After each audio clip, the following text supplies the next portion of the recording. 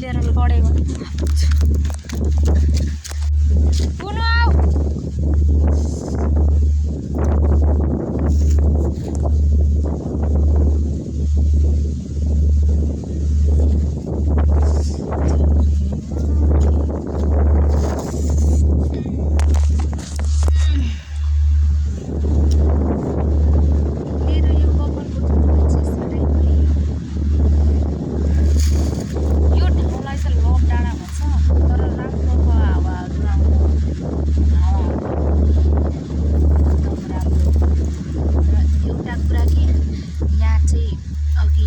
बसेको ठाउँमा चाहिँ अघि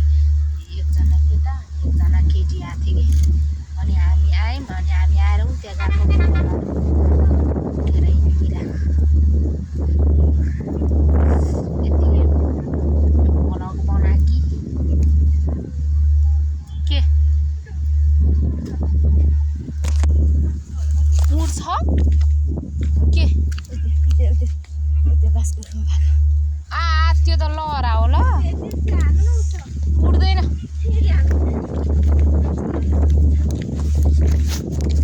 अनि फुटाउला अनि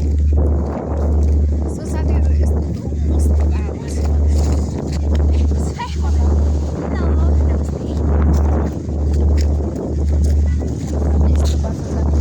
बाटो फेरि डेन्जर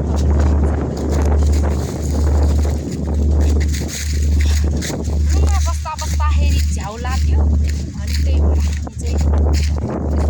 काम गर्थ्यौँ भनेर आएको हावा चलेर एकछिनसम्म त चलेकै थिएन त्यसपछि त एकदम मस्त हावा चलिरहेको मान्छे हावा चल्छ यो सिन्धुलीमा के भएको घरि पानी अलि पर्दैन घरि पानी परेपछि यत्रो ठुलो न ठुलो पर्छ अनि फेरि हावा परेपछि होइन हावा चलेपछि फेरि मर्नु मान्छे उडाउला झै क्या फेरि 50 केजी नहुने मान्छेहरू त उडाउँछ पनि होला म त धन्न 60 केजी छु सबैलाई जाउँ कुकुर आयो हिँड छिटो हामी चाहिँ नभाग न झन् आउँछ क्या सो साथीहरू हामी चाहिँ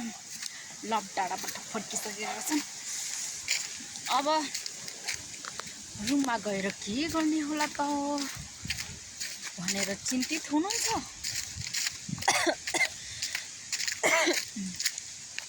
मलाई चाहिँ भ्लग बनाउन चाहिँ एकदम मनपर्छ क्या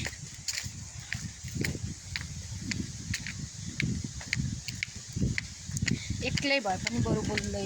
भिडियो बनाउँदै तर एउटा कुरा कि हिजो लभ डाँडा जाने भनेर सुँगुर डाँडामा पुग्यौँ क्या हामी अनएक्सपेक्टेड भइदिएर फेरि लभ डाँडा पानी ट्याङ्कीको लभ डाँडा भन्दै खोज्दै गर्दा पछि कहिले जानु नपरोस् भनेर हामी 3-4 पटक पुगिसकेको ठाउँमा होइन त्यही पनि सुँगुर थियो अनि त्यसपछि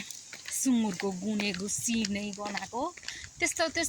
ठाउँमा पुगेको क्या हामी हिजै होला लोदर दिन त्यत्रो राउन्ड हानी हेरी गरेको ल साथीहरू यति नै हो अब हामी अब यहाँ चाहिँ पसलहरू छ क्या हामी त्यहाँ बोल्नु चाहिँ अलिक कस्तो लाग्छ त्यही भएर बाई बाई।